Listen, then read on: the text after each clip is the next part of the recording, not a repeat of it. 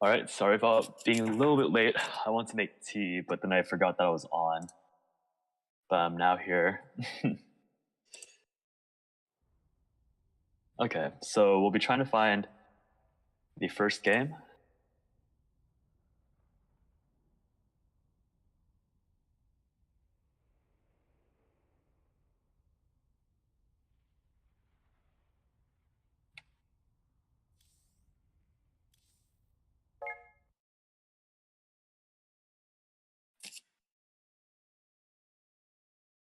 So like I said earlier, or you guys might be seeing that I am a newer caster, so if I screw up a lot, I get some names wrong, I'm really sorry.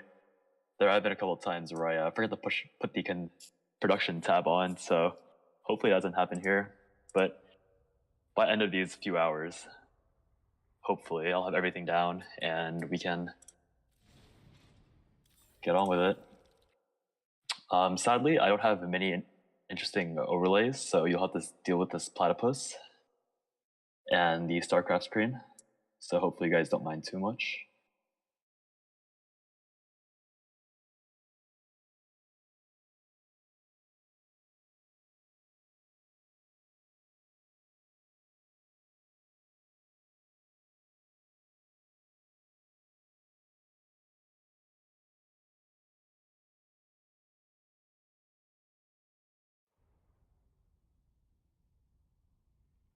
All right, so the tournament will be getting underway. We'll be looking for our first game. Hopefully someone invites me. So since we've started, I'll pull up the bracket in case anyone is interested in it. This will be, let's see, hoping that this thing works correctly. So once we get our first game, I'll point them out where they are. I'll point out where they are in the bracket. Shall I refresh that really quickly just to see if it changed up since the last time I opened it?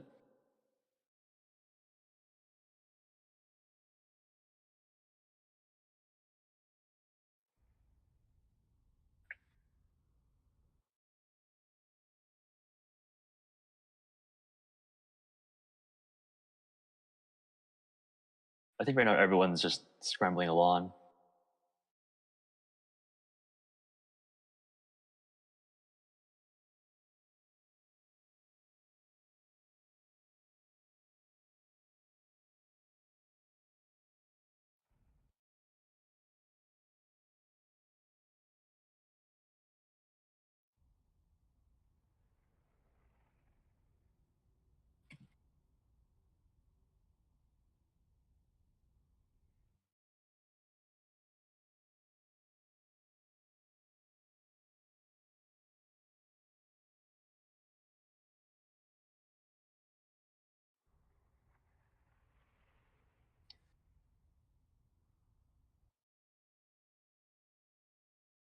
Never cast with a 2-minute delay before, so it's kind of odd just checking back to the stream and not seeing anything going up. All right, looks like I have been invited to a party.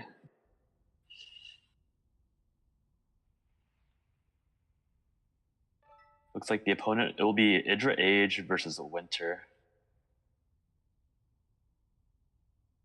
So,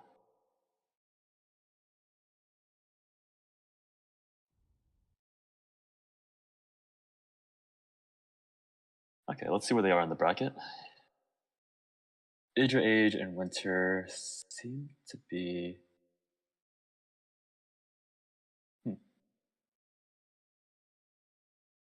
I wonder if their names are different on StarCraft than they are in game. So we'll go ahead and go to looking for game stream. Well, we have gone into it, so I'll just open up the StarCraft window just so we can be up to date live on what vetoes and stuff are on here.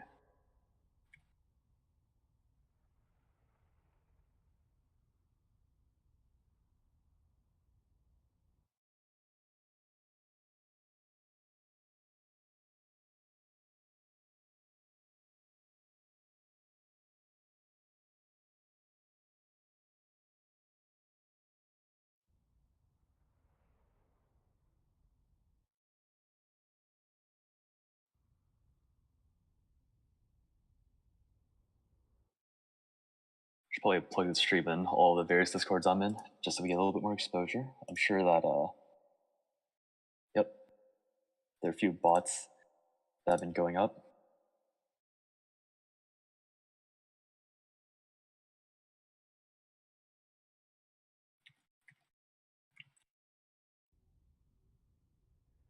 Okay, looks like, I guess IDR I'm not actually sure how you pronounce that. Maybe Idrage wants to ban Abyssal Reef, and I'm pretty sure the map pool is standard, so Abyssal Reef is definitely not in here.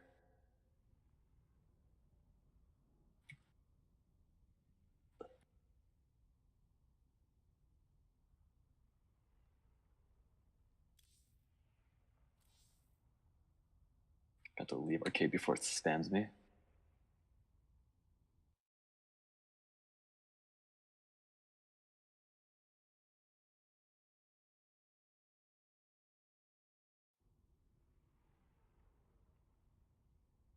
Okay, so in case you guys are just tuning in, I'll be casting our first game. It'll be Idrage versus Winter. So far, Blackpink, Neon Violet Square, and Acid Plant, as well as Abiogenesis, have been vetoed.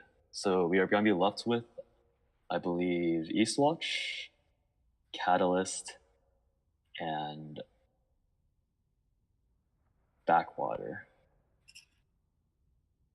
So we're going to be waiting on for the first map pick. And then when the game's loading, I'm going to run and get some tea really fast so that I don't get a dry throat in the middle of the cast and start coughing out my lungs. I'm sure no one wants to hear that.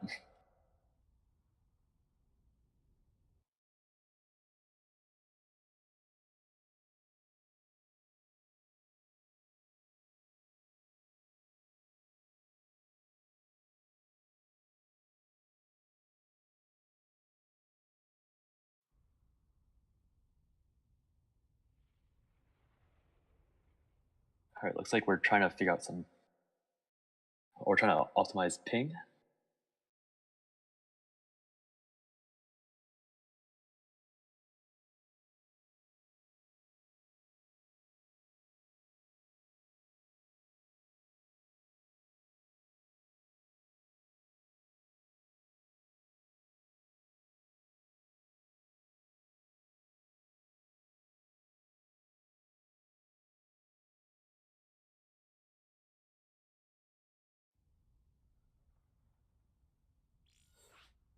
All right, it looks like our first map will be Catalyst.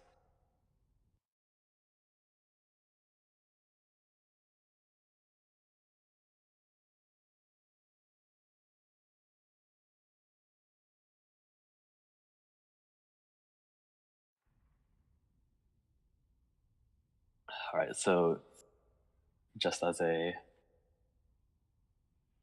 small warning, will be my first time casting with GameHeart, so if I'm missing some interfaces and you guys know what they are, just let me know and I'll try my best to fix it as soon as possible. Our first game will be a ZVP on Catalyst.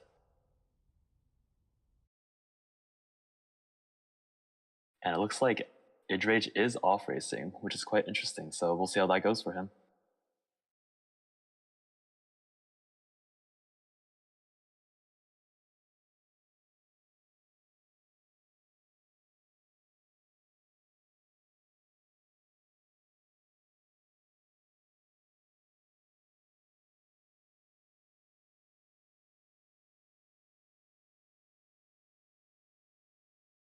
All right. So in the top left, playing the blue Zerg, we have Winter. And then in the bottom right, playing the orange Protoss, we have Idrage. Okay. So let's see what other overlays that I might be missing.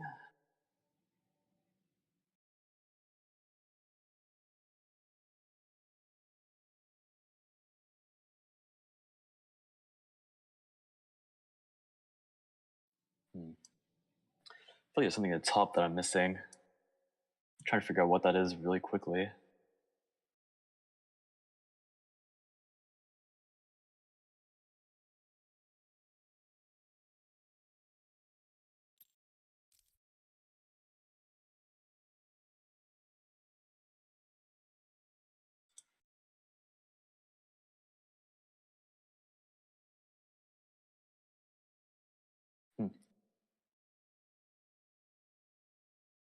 well,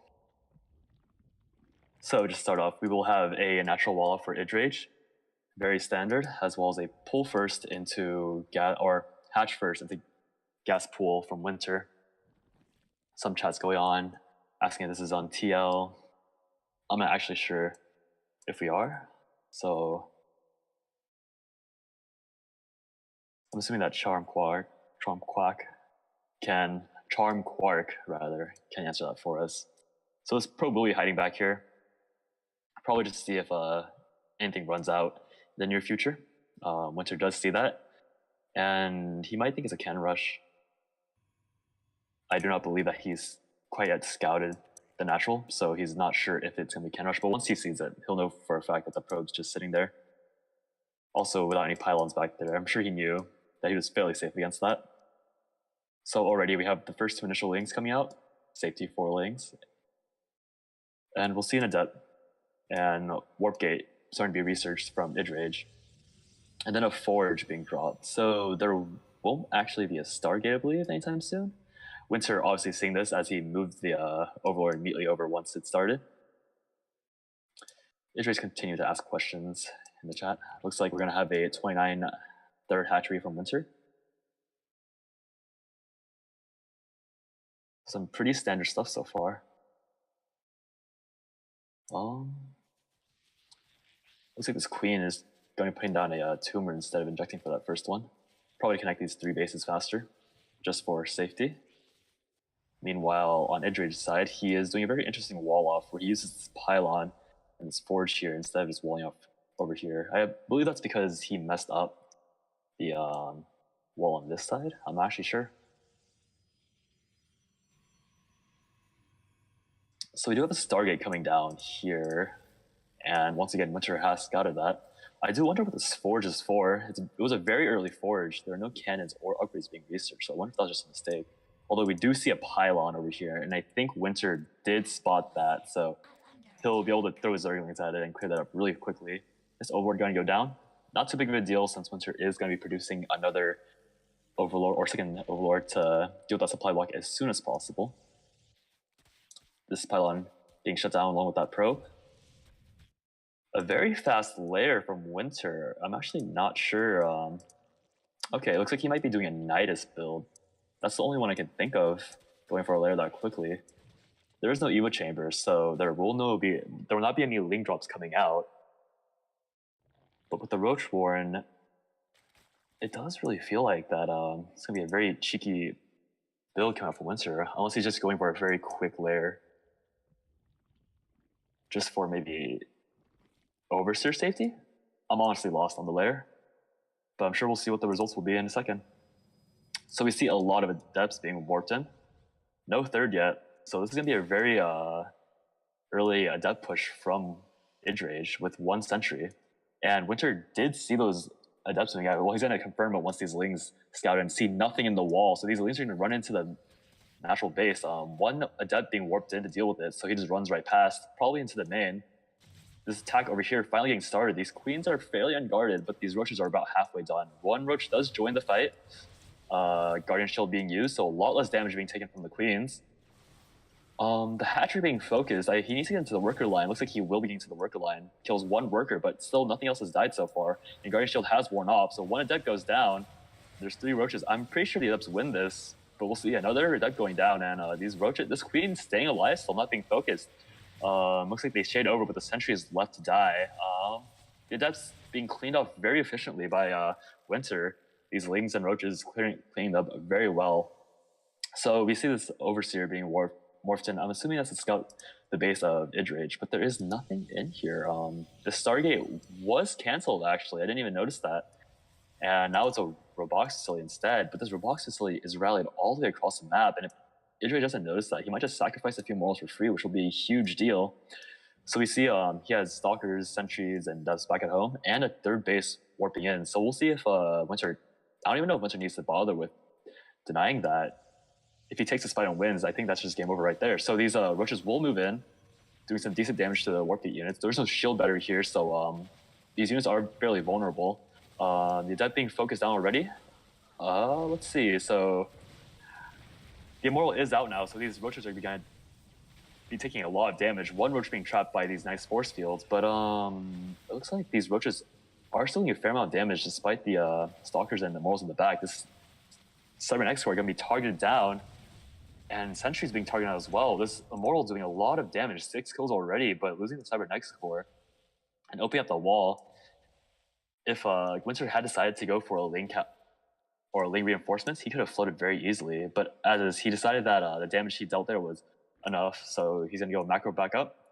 Already nearly double the workers of Idrage, so Winter's in a very good position. This third does finish, but in terms of worker saturation, Idrage does not have many workers at all. The natural not even being fully saturated.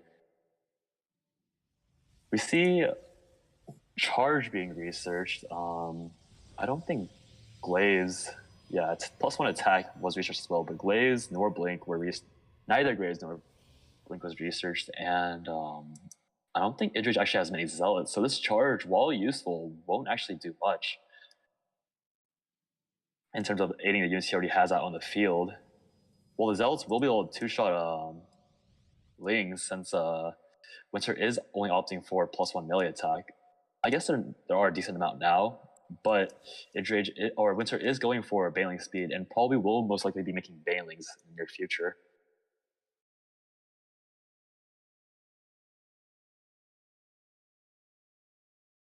So we see this push came out from Winter. I don't think there's any way that Idrage is going to be able to defend this. He has no sentries.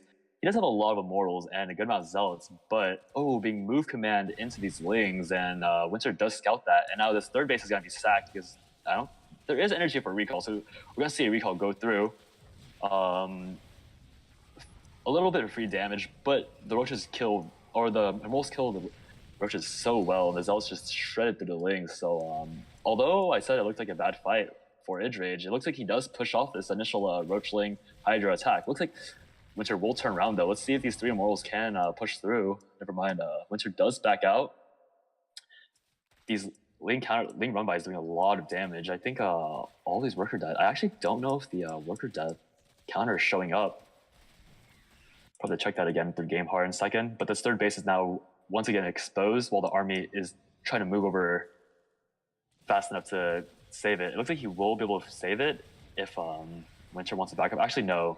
The base will go down, and Winter will commit to this attack. These Immortals are straight to the Roaches, but there are a good amount of Hydras in the backline, just doing a lot of damage, and GG is going to be coming out from Idrage, and the game will go to Winter. Meaning that Winter will go on to the next round, and Idrage will go down to the loser's bracket, I believe.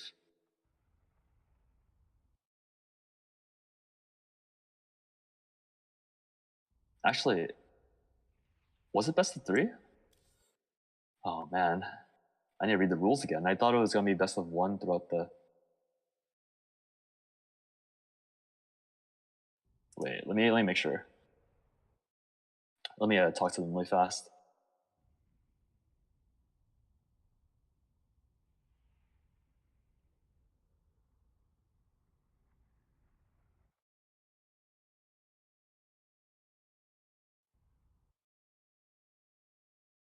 Oh, actually,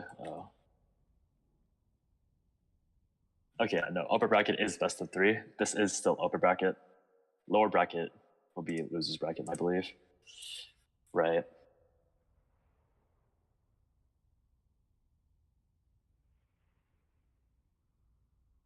So my mistake. That was a pretty embarrassing mistake to make, but now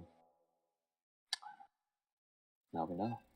So we're going on game 2. ZVZ now on Backwater. Idrage swapping up his race for this next game.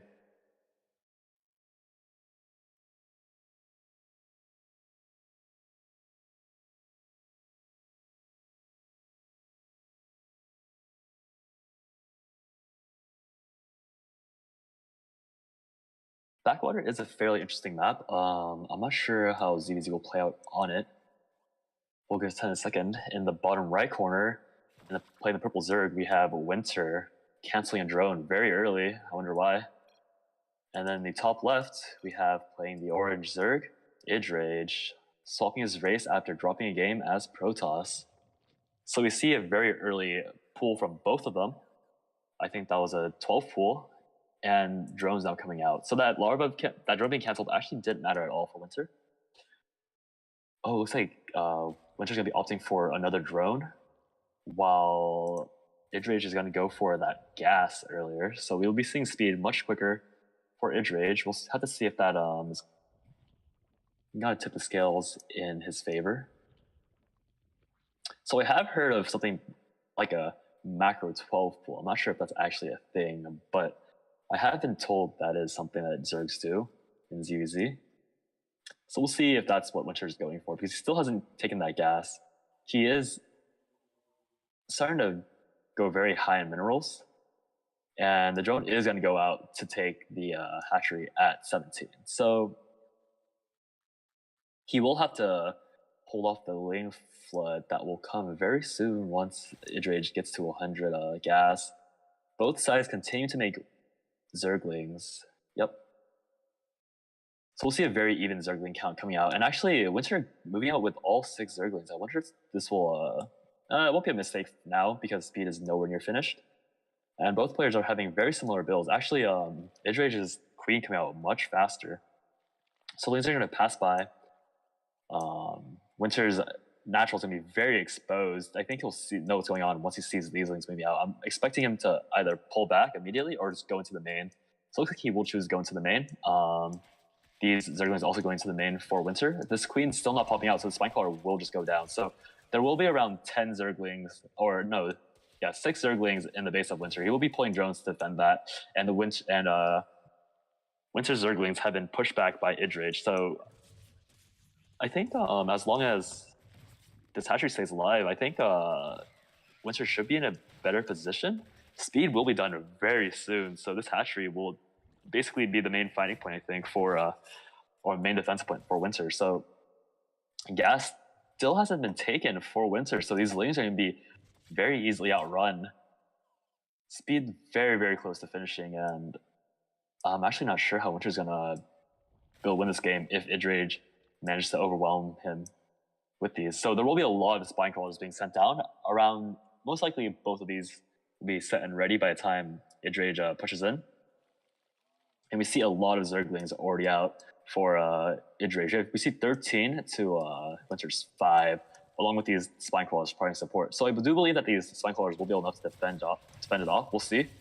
He attacks before the second Spinecrawler finishes, so it's fairly decent timing, but the Spinecrawler is doing a lot of damage, already up to 3 kills, and Idrage has to GG out, meaning that Winter takes the second game in the best of 3, letting him move on and dropping Idrage to the lower bracket.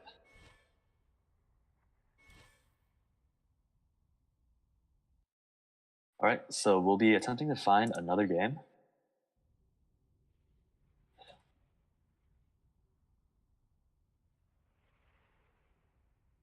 Okay, so Nitsism is saying that it's best of 3 because we are under a round of 64, so that'll be useful for me to know in the future. All right, and we'll be looking for another game to cast once...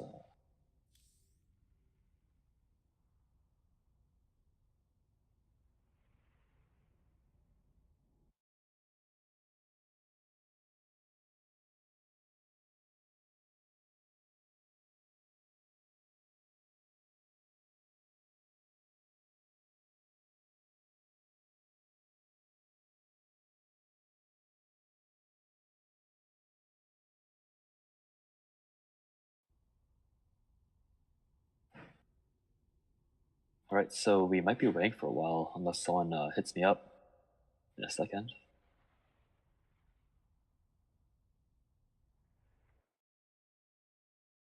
I do believe that Winter vs. Idrage was the first series that went through, so we'll check if the bracket has been updated since then. So it looks like Nerazim has 2-0'd Greener. Winter, oh, here we go. So Winter is here, and I'm assuming this is Idrage. So Winter has moved on. Caleb, Arakus, and Slovak have also fought a series, and Caleb took that round. So we have Winter and Caleb, Arakus in the second round. And we have Idrage and Slovak facing off here. So we do have the potential to be casting another game soon.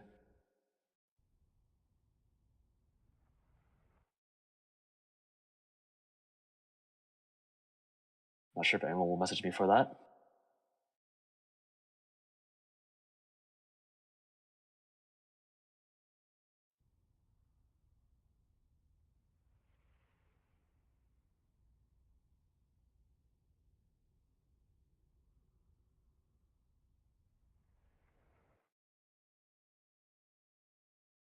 So we'll see if Winter and Caleb contact us. I do believe that they should both be in the chat.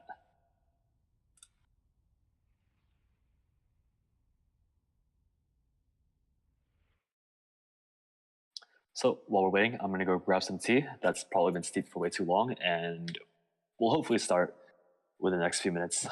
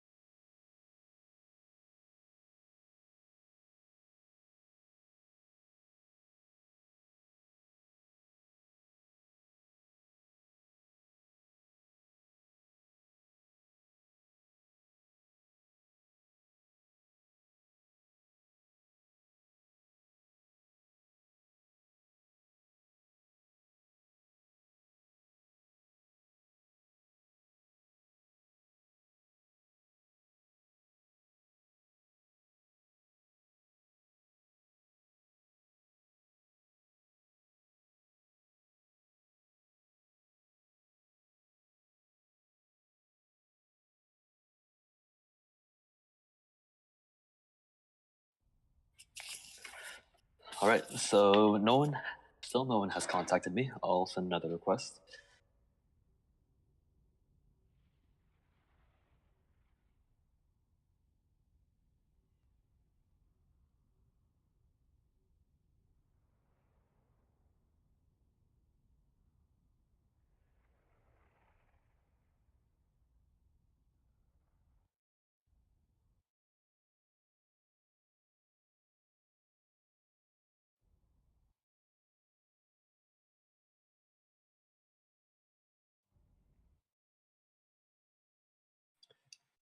I do think it was bad timing on our part, since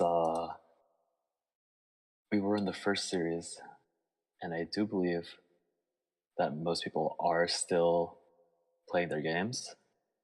Okay, so it looks like we have a few updates on the bracket after refreshing. We now have Flood defeating Riser in a 2-0, so Gens 8 and Flood will now be going against each other. We have Tranquillowy 2-0ing Merdug, so now Mr. Kilius and Tranquility will be up for the next round. And I think that should be it for the updates. For the lower bracket, we do only still have these guys in here, so I'm not sure when that'll update. Actually, okay, so Riser. Okay, so they actually were in here. How unfortunate. The timing of the loss put them slightly ahead of the people who lost earlier, but still probably won't matter too much. We'll continue refreshing as the games continue to finish. And still no one has contacted me for next few games. So I just think that everyone's waiting for all the games to finish out. And then we'll probably have another surge of games afterwards.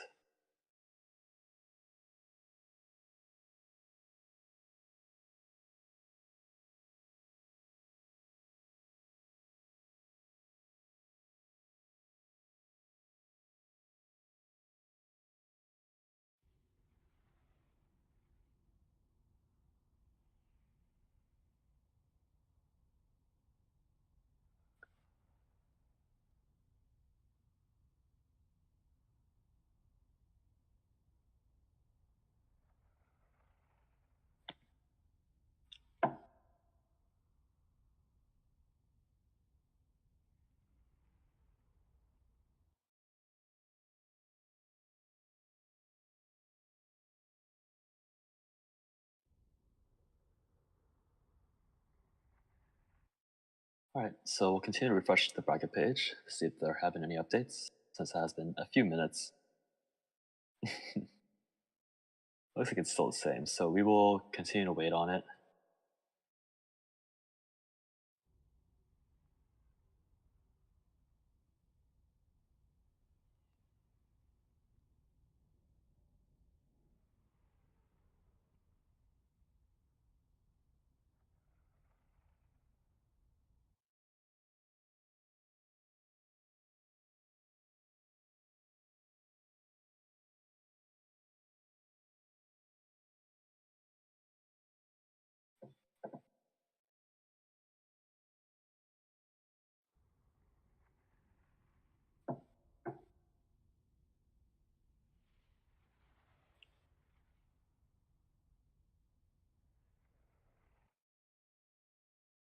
Hmm.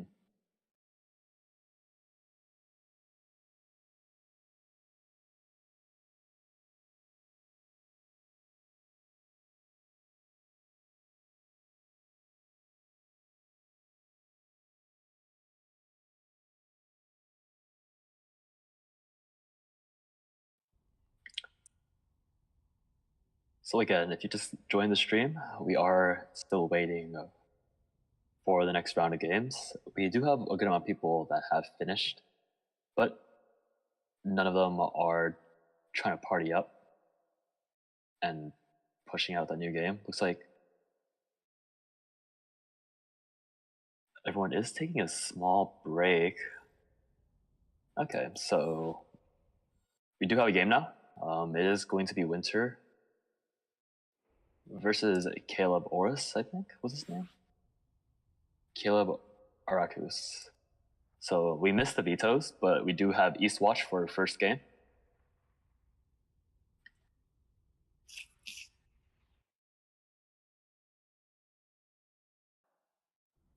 And it will be a ZVZ. So we're going to take a short second while Caleb sorts out whatever it is, and then we should be getting to game shortly.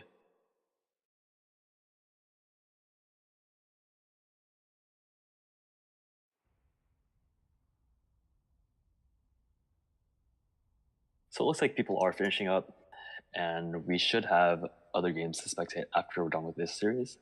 That's the hope.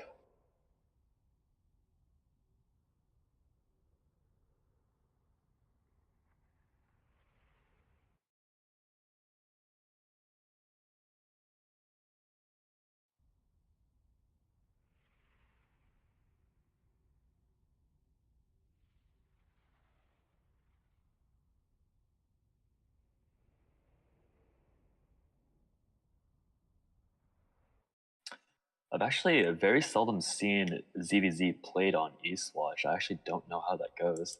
I do think with how large the map is, the Link Bling Wars are a lot more difficult, especially with all the bushes and the like that are separating everything, and all the rocks that can easily block off pads.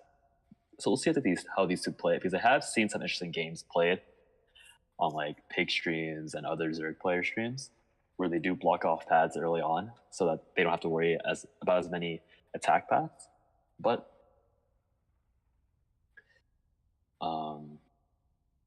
there are chances that it will be like Mutaplay or maybe just regular Roach versus Roach, maybe like Roach Hydro Lurker.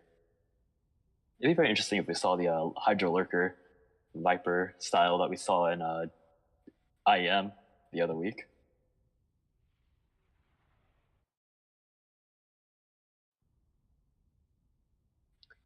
We are still waiting on Caleb, so the moment he comes in, we will begin.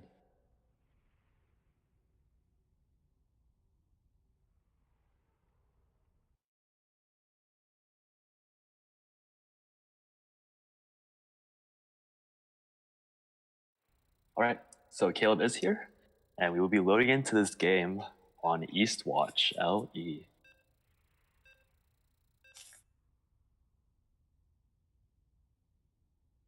I do wonder why this version 0.07F has been published on Ladder.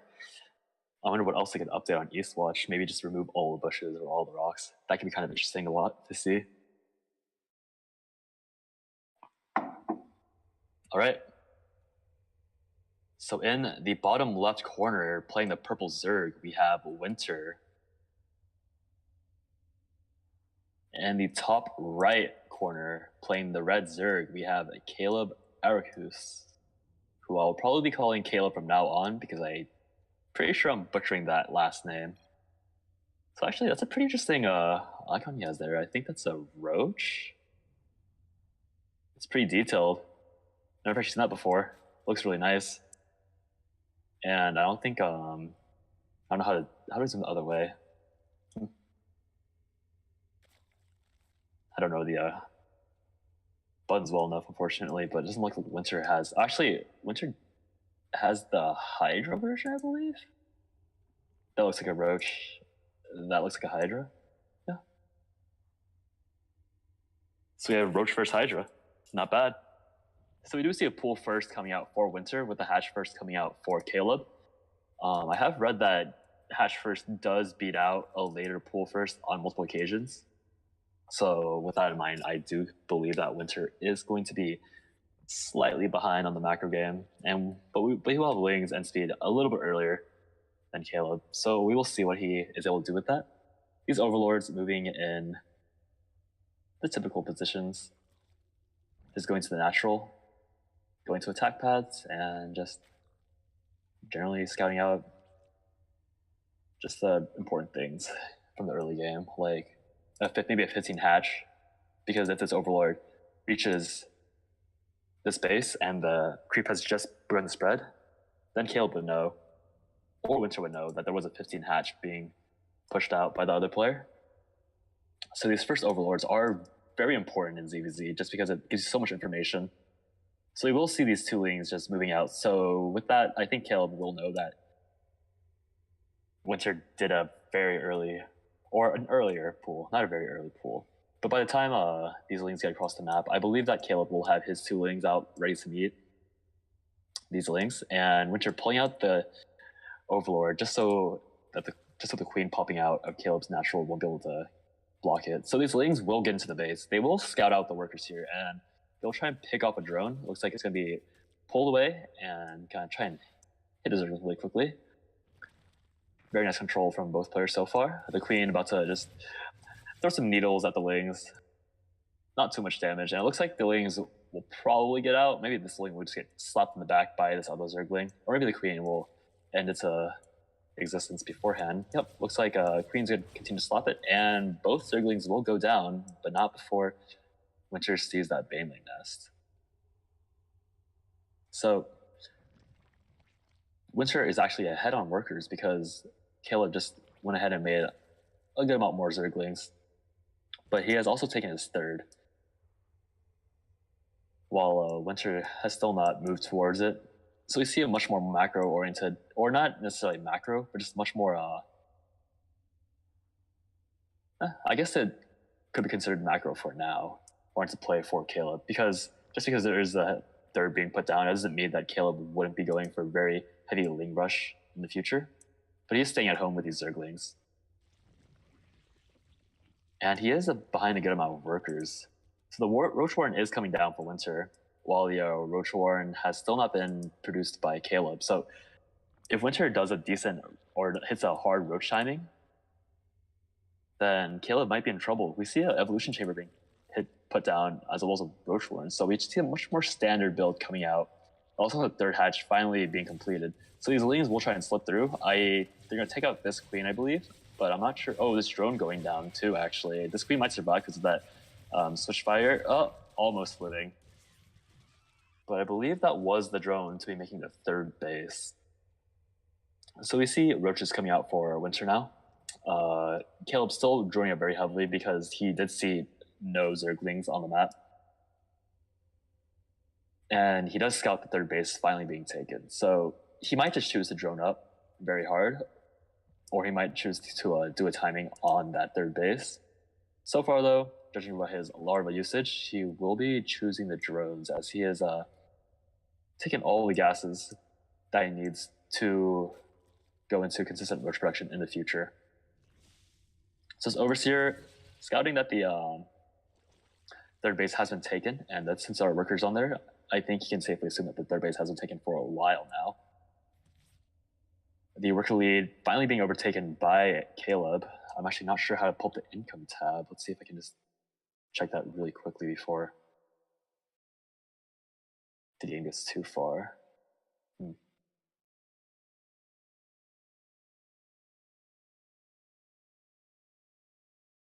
I'll have to look that up in a second. We do see the roaches coming out. The roaches being pushed back immediately. And now both players are going to be going into heavy roach production, I think. Actually, Winter opting to go for more drones, trying to saturate that third base and catching up. And we do see these rocks being taken. Oh no, Winter, don't go in there. If he had gone in there and the rocks broke, all those roaches would have been trapped and he would have had to take that fight. And I do think that there are more roaches on the Caleb side than there were on Winter's side. And regardless, there were going to be reinforcements on Caleb. So even if there were equal amounts in the beginning, Winter would have lost that fight for sure in the end. So we see 6 drones here, 15 drones here. So actually, Winter, once again, is very far ahead on the worker count.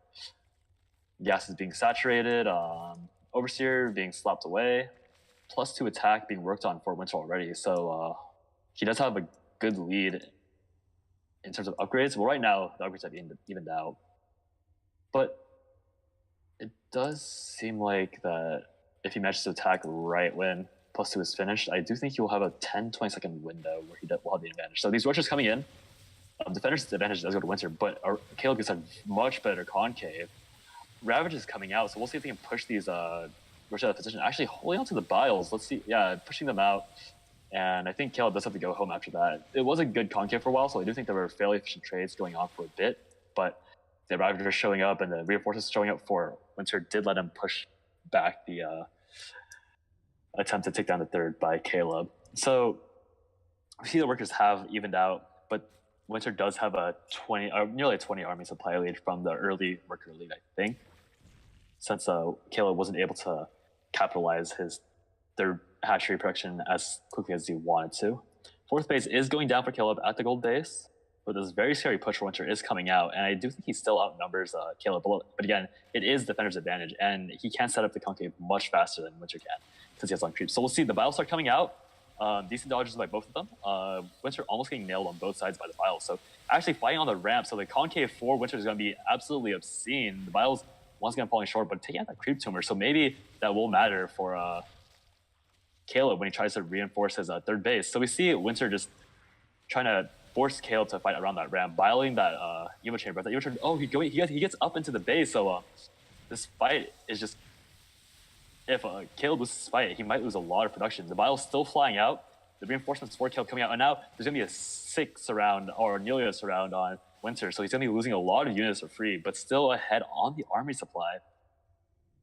And since both players have speed, there won't be any major punching going on. But we do see that fourth base finishing for Caleb. So we'll see if he does. I think he does rally workers from other bases to that goal. So he will have increased income for a good amount of time, and Winter does spot that. So there will be a small amount of time where Caleb might be behind on workers very slightly, but in a few minutes he will just soar ahead. And I think Winter does recognize that, so he is trying to go for another push.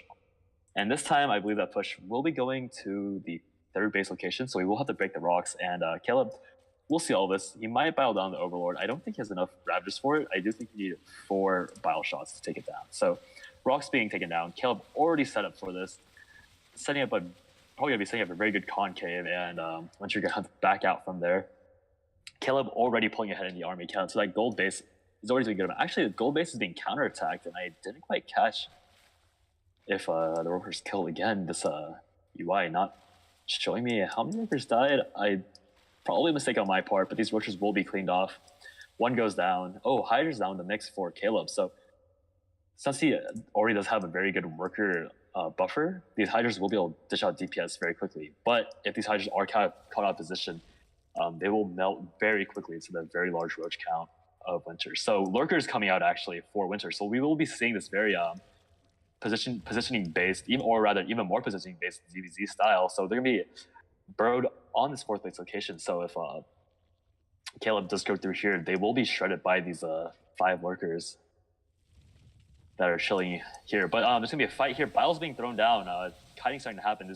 These Hydras are very slow since there are no upgrades, and these Biles, gotta land on these Hydras, doing a lot of damage. These lurkers gotta run up and trying to hug this army, getting a few shots off. Nope, not getting any shots off at all. So this army is, I think, Caleb might still be able to push through. He has to back off, but he did get a very efficient trade on Winter's army because these lurkers were not firing. If we check them, 1 kill and 0 kills for all the rest of them. This Roach has more kills than most of them. So again, fighting in this choke. So these lurkers going to be able to shred through this army. He's still fighting on top of them, and I think we'll be seeing Winter pull ahead on this fight. Actually, there was an overseer there, so he was able to focus the lurkers down. This lurker now with 5 kills. So the tide was turning into Winter's favor for a bit with the lurkers. No more overseers here, so these lurkers are essentially invulnerable for the time being. There is going to be an extra overseer morphing in here, 2 more, just so that he won't get caught in that position. And now 4 lurkers morphing in, 5 now for Caleb. We'll see if Winter maybe have overextended here. There are roaches starting to push in. These Biles just killing off a Hydra and nearly will kill that lurker. So the Biles are getting very good shots off. Again, focusing down on another lurker. A lot of lurkers dying to the Ravager shots. Very good focus fire and recognition by Caleb, but it looks like there were a little bit too many roaches from Winter because those lurkers were still not finished morphing.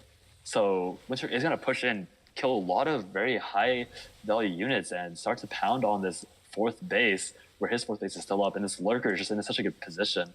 Even though there's only 1, he's going to do so much damage, and Caleb has to tap out, giving Winter the first game of the series.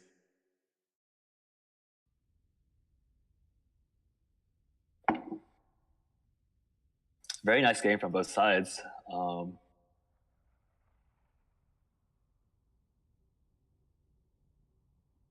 I don't know what maps have been vetoed, so the next surprise will probably not be as much a surprise to me as everyone else viewing. But a very good series from both players so far. Very impressive play. I did think Winter was gonna be behind, but since I do think that there was a slight fake out from Winter because Caleb did produce a little bit too many Zerglings because I believe he thought Winter was gonna Ling flood him.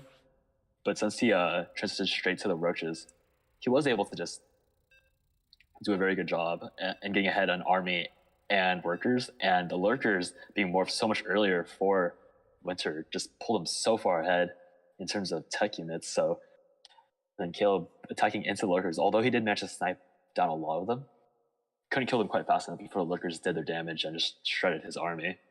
So our next game is going to be on Catalyst. In the bottom right corner, we have the purple Zerg trying to even out the series, Winter. And in the top left corner, trying to end the series now, trying to take a clean 2-0, we have Caleb Erikus. So I think we're going to see, 12 pull coming up from Winter. So he's going to try and do a very fast cheese to close out the series. I don't know if there's going to be a mind game, because last game Caleb did make workers in the beginning. So actually, wait. Oh no, Winter's trying to close out my bad. Winter is attempting to close out the series in a clean 2-0, and Caleb's trying to even it out. Wow, that was a very big mistake by me. Yeah, so Winter's just trying to take this quick, easy 2-0 right now with this 12 pool. And Caleb might mind game himself a little bit because he did overmake army in the last game, which put him slightly behind or a very good amount behind in tech and army units. So he's going to be going for a gas pool build. So he might have just, I guess he had a hunch that Winter might go for an earlier pool. It was either a hunch or he's very used to being 12 pulled on this map. So we do see the hatchery going to be going down for Winter. And it's going to be very slightly later than Caleb. So if Caleb scouts that, I think he will recognize that there was an earlier pool. But if he doesn't see these lings, he just won't know this rush is coming. And so this Overlord, this Overlord is just going to, he's going to spot the Zergling. So he's going to have to start producing Zerglings in order to defend this push. And we're going to see a lot of lings being produced on Winter's side. But spotting those Zerglings is just so important because now he is making his defensive Zerglings. So we're probably going to see Winter focus down the natural hatchery, since running up, it could be good. I think it just opens him up to being counterattacked much easier. So he's going to set up this kind of like pre-concave, and Worker's all going to be pull off the line for Caleb. This isn't a fight that Winter can win due to, even though drones do much less DPS than Zerglings, they still are bodies that are needed to tank. So we're going to see him micro those drones away in an attempt to just save them and not lose too many. And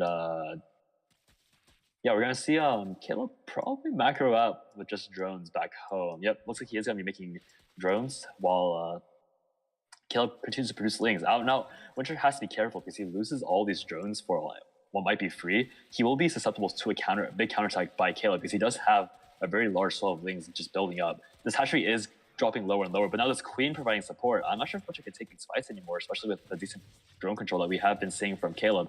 We're going to see him trying to push up the ramp. The Queen's doing a lot of damage. These lings are going to be cleaned up, 3 and 3 for both players, and a lot more lings being produced by Caleb. So Winter is ahead on the worker count, but I don't know if he'll be able to deal with these speed lings that are coming out on the map because speed, there's still no gas being mined by Winter, and I've noticed this in every game we've casted from Winter. He doesn't mine speed for a very long time, and now we see a spine crawler here to defend from the incoming Zergling. So this ramp is going to be defended by a whole position drone, just in case, and we're going to see the other Queen come down just to stay there so the drone doesn't have to. And now they're going to be banelings coming in for Caleb, so the greedy droning that Winter has gone through might put him at a severe disadvantage. He does have a lot of strong defense here, but I'm not sure if that'll be enough to deal with all the units that Caleb's going to be tossing out. So the Spine Crawler taking a lot of damage, already taking 1 Zergling. It's going to go down, another Baneling going down for free, but this Queen getting transfused.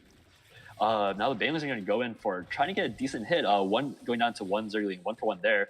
Looks like there are, this Baneling again missing, but now these Zerglings are in the base of Winter, and since there isn't speedling on Winter's side, these lings can just run around, but actually they stay and fight and basically clean up by Winter. So in terms of worker and economy count, Winter is very far ahead of Caleb, who's now choosing to drone up. And even without speed being taken, he does take 2 Vespin Geysers now. And I do just wonder if he's going to opt for a Roach War now instead of taking speed, because he is fairly behind in that regard. Both players recognizing that there isn't a third base being taken on either side. But we'll see what Winter decides to do, because starting speed this late, I'm not a Zerg player, so I wouldn't know, but it does seem a bit unoptimal at this point. But since he is a good amount ahead, I do think that Winter is just in a position where he can do anything he wants. So these 3 Zerglings are just going to try and run into the base of Caleb, swat the Queen, maybe try and pick up a drone. They're going to focus 1 down, so not too bad of a trade. Getting a good scout on the worker line and the potential Zerglings at the front of Caleb's base. And there's no tech in Caleb's main base that was a priority scout for Winter. So the Zerglings think about going across the map, but then they change their mind and come back. We do see the Roach Warren and Evo Chamber coming out for Winter, as well as a lair coming out for Roach Speed in a second. We do see a third base coming down for Caleb, so I wonder how Winter will respond to that. If he decides to take a slower third base like he did last game, or if he decides just maybe go for an attack again. So we see, let's see, the Roach Warren layer also coming down for Caleb. So he's going to try and transition into a more normal macro game. This Spine Crawler defending the front, this whole being able to can be plugged by single Queen, so the chances of a Ling run by doing heavy damage to Winter's natural main is much lower. He will opt for the later third again. He does have a lot more army, so he's much safer in terms of counterattacks. But this Overlord will probably be safe. There's a pervert spot right there that he can float to, and I'm pretty sure these Queens will stop him to attack him once he reaches that point. We don't see any Overlords coming in to spot for the Queens. Not so big of a deal. But yeah, Overseer being morphed just so he can get more consistent scouting on Caleb's side. This Spine Crawler being moved to a little bit more forward of a position so that he can't pick off Lings and Roaches as they run past here. And we will see the first victims of that. That Ling, Draft Neck, being pulled along. And this Ling will get a full scout off on Winter's base, seeing the lair, seeing the Roach, seeing the Evo Chamber. And, if there was a Spire, I don't think he would have seen it, but there is no Spire, so it doesn't matter too much.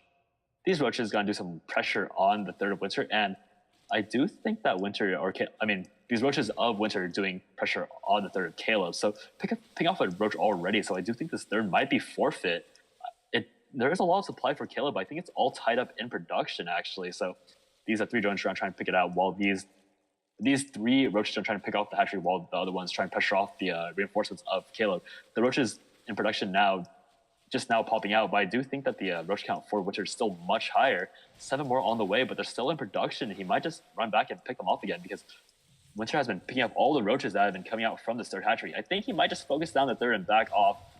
I don't think that Caleb can punish this, because Winter does have speed while Caleb doesn't. So these roaches will run away for free, and now Winter is just in a demanding position. Is it demanding? I feel like that's the wrong word, but he is in a very commanding rather position in this game once again. So +2 on the way, whereas +1 just finished for Caleb, and I don't think he has the resources to immediately start it back up. I do think he is planning to re-macro and retech, because what was just canceled there? I didn't spot that. My bad, guys. I feel like that. Winter did scout the cancel, so it's not too big of a deal. But with that 3rd going down, I'm pretty sure Winter might just go for a roach swell and just try and end the game straight up. Since he does have pretty good saturation on his 3rd. Actually, he might have heard me and decided to prove me wrong. So he's gonna go for a safer play and go for the 4th base. So he's gonna go for just slightly more macro oriented. He's not gonna go all in on killing off Caleb. He's gonna make sure that he has options, and this overlord is gonna go down. I do think that means Caleb's gonna be supply blocked again for a brief moment in time. He does have 2 overlords on the way, so he won't be 2 supply blocked once it's done. But after all the damage that's been done to him, I do think that Caleb might be a bit frustrated that he is being blocked in all of these positions, and he does make 4 more overlords, so that more being sniped off won't inconvenience anymore. But Winter with a 30 army supply lead and burrowed roaches going in, there is an overseer here, so these roaches will be spotted. But I think Winter might just go for another snipe on the 3rd. These roaches starting to move in. Gonna be picked off, but that just means that Winter's gonna get a very good position on this area for a bit, taking a few pot shots at 3rd and already reducing its HP to half. But the army for Caleb is a lot bigger than the army for Winter. I actually don't know where all the army for Winter is. I think it's all at the base, but now it's speed on both sides. The Caleb might be able to pick up a few free units, but actually moving back, and Winter's gonna try and force the issue and just engage. So we're gonna see biles from both sides. It's gonna be a hug from Winter onto the army of Caleb, and biles seeming to land fairly decently for Winter, and it looks like this might be game.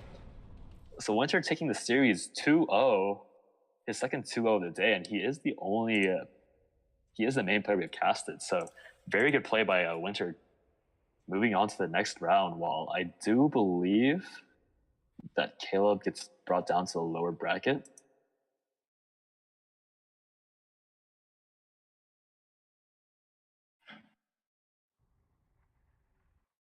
All right, so we're gonna go ahead and look for another game.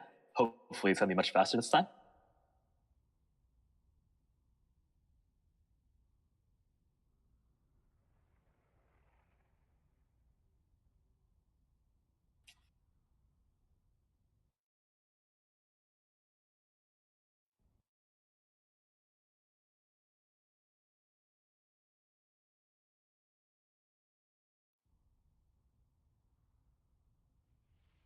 All right, so we're gonna do, while we're waiting for another game, we're gonna do a quick bracket update, since we did just exit from it for maybe about 20, 30 minutes. So we'll refresh, see who's been moving on. So actually a lot of games being played since we last checked.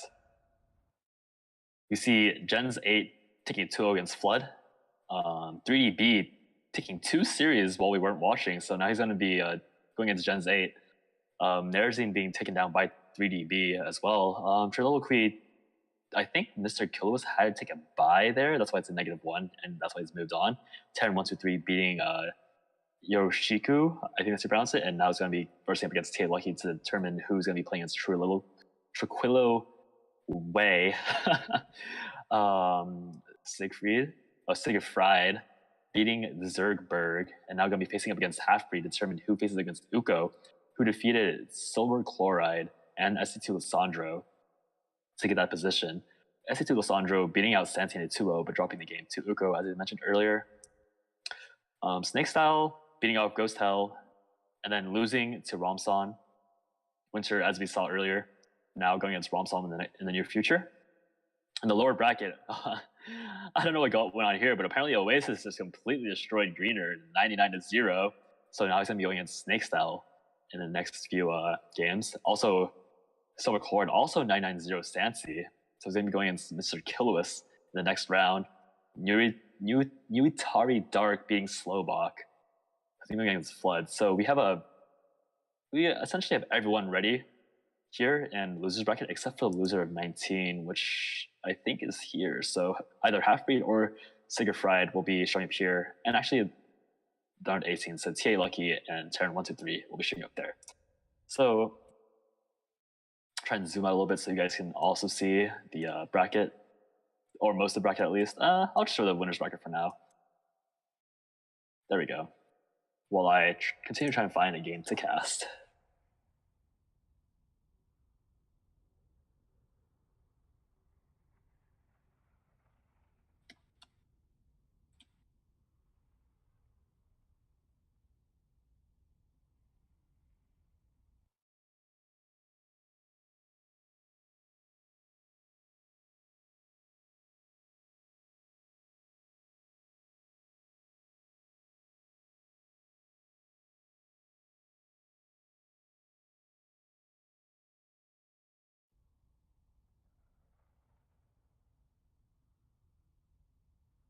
There's a lot more activity going out on the chat, so we should be playing a game fairly quickly. I do say fairly because these type of things just always depend on both players finding shit at the same time.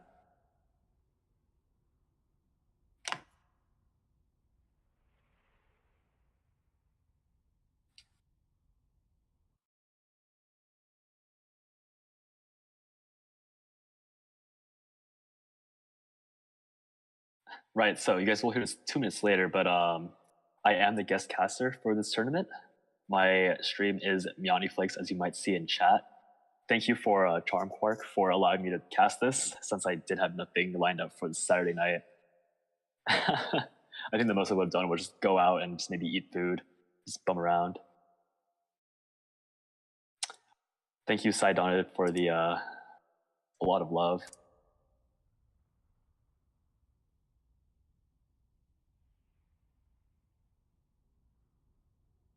Okay, so I'm going to keep spamming that chat to see if we can find games. I'm pretty sure I'm annoying a lot of players in there so far. But, you know, better for us. Oh, Nutari Dark is Idrage? Okay. I'm assuming that... Yeah, thank you, Idrage, for... I'm assuming you're Idrage, telling me that that's who you are.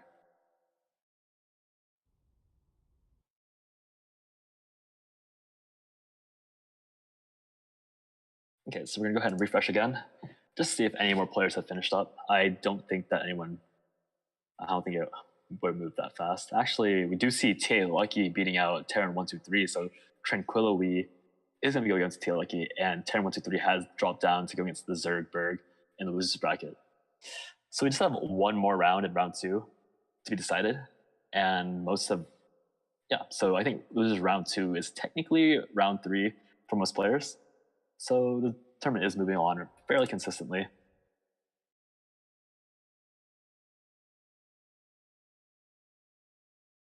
Yes, Daunted, I have been told that I sound and look very similar to a lot of other people.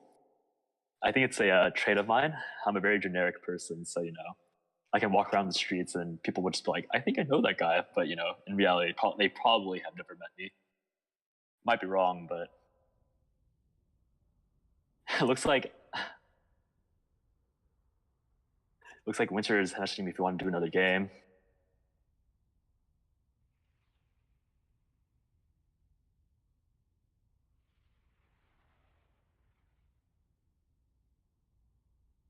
Yeah, it looks like we might be playing another game by Win, since everyone else is having issues trying to find their opponents, or maybe they just didn't bother contacting me. You know, that could very well be it. So we're going to be seeing a ZVP from Winter and Romson on Catalyst. I do think that we've been playing on mostly Catalyst. I think that Kalos has actually shown up on every single series so far. A fairly old map, but old is good, as a lot of us might know. So not too big of a deal. I like the map myself. As a Terran player, just playing mech and just shoving my tanks down these areas that separate the third and fourth, feels fairly good against Zerg. But regardless, getting to the game, in the bottom right corner, showing up for our third series to cast, we have the purple Zerg Winter. And the top left, our new challenger, playing the blue Protoss, we have Romson.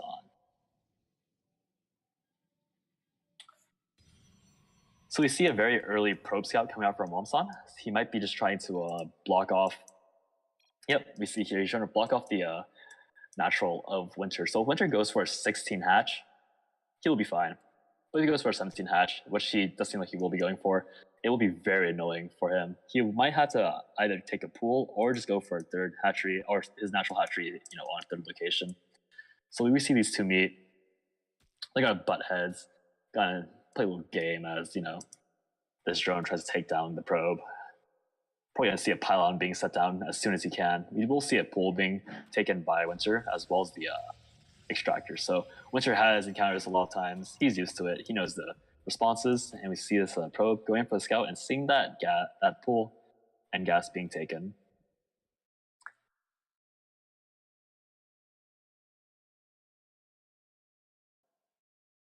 Okay, so gas being, gonna be slightly earlier speed, not too big a deal for Winter, I think. He might go for some early pressure with wings, but as I said, it probably won't matter too much. Actually, this pylon being finished, so this third has to be taken, or this natural has to be taken on the third location. So a depths being, if there are depths that are going to be pushed out by Romson, it's going to be much harder for Winter to defend with queens and lings. So this probe, finally mining some minerals, is going to be running back home because he can't mess with the mining AI of Winter's drones anymore. We do see these Zerglings coming out, gonna start slapping this pylon. It's going to take like around a minute, and Winter might just go for a third base at that point. So Romson does scout that. He knows that the natural is not in the correct place, so he might just go for a very strong adept timing. So we see the wall off, very nice wall off. I know that a lot of Protoss players can screw this up, going for a safe zealot in case Winter decides to go for an early wing rush, just in case. And we see the depth being chronoed out very quickly. And actually, Winter opting for the very fun Evo chamber. So we're probably going to be seeing actually link drops with Burrow. Huh. So we're going to be seeing a very, very cool build by Winter anytime now. He is really behind on the supply. I think that's because he's been banking a lot of he's actually gone he actually just stopped making things at 16 workers. He's gonna be going for a very early cheese, and I think Romson is gonna scout that with the depth. This early depth scout gonna be the MVP of this game. He's gonna walk in, see these roaches just kind of slap the depth in the face. He's gonna lose the depth, but gain so much information in return, and also taking out one worker. So the economy of Winter has actually been taken down a very good amount.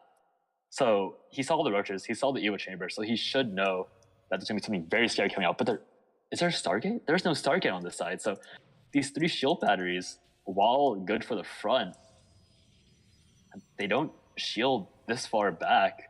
And there's a Stalker, an Adept, and a Zealot for Romson, and now a second Stalker. So they will do decently against the roaches, but the roaches completely bypass his shield batteries. Oh man, Romson might be in a very rough time. So we see just mass roaches being produced for Winter, and I do think that with his gas finally dropping too low, he might just start making lings for reinforcements. So these burrow roaches gotta be burrowing when they're low. That is so cool. They're gonna burrow when they're low so they can't be hurt. And Romson has to respect that. Now these 4 roaches here, these can one-shot probes, so they're just gonna walk up and start chunking the probe line down for Romson. They're gonna be pulled off the work line. That's never what you want to see. And these stalkers have to go back, and I'm pretty sure these roaches are just gonna unburrow and just walk into the base. These roaches already doing so much damage. What's the workers lost? 4 workers killed already. I think they're just gonna burrow. Yep, the head stuck under the ground. These roaches just going away at the pylons. Actually, there's only 2 pylons available. Actually, a third one being produced right now. Canceling it, choosing to put it somewhere else, and that might actually be a huge deal in a second if he manages to take out that pylon. Oh, he's actually going to manually target the shield battery onto the pylon.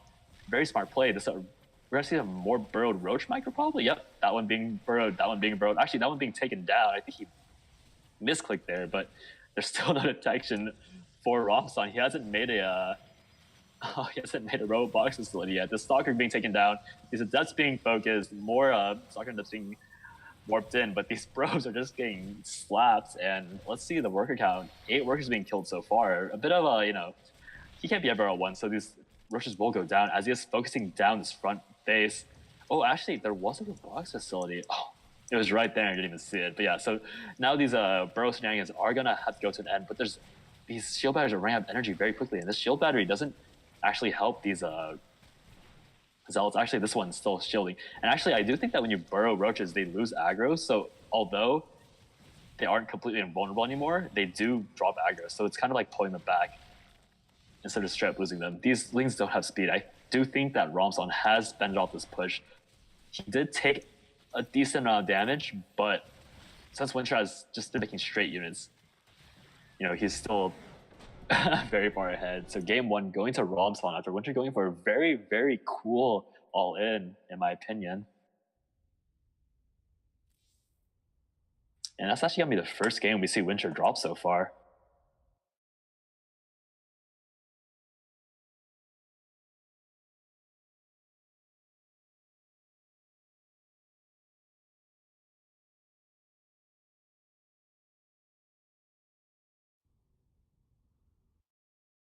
Hmm.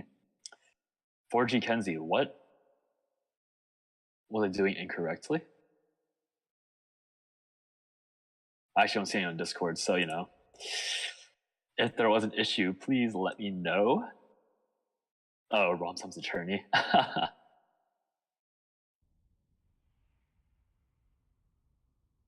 So if you hear me kicking and screaming in a few seconds, you'll know that 4G Kenzie has just come out and dragged me off into the distance where I can no longer be found because what I am doing is against the rules.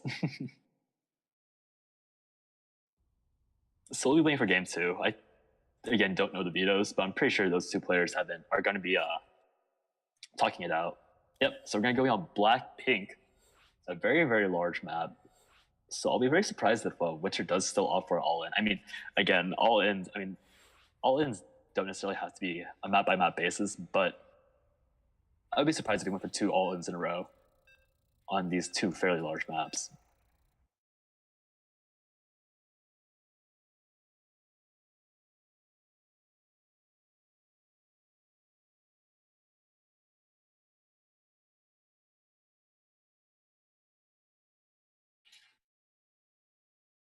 So we will be going to game 2 with Winter versus a Romson on Black Pink LE.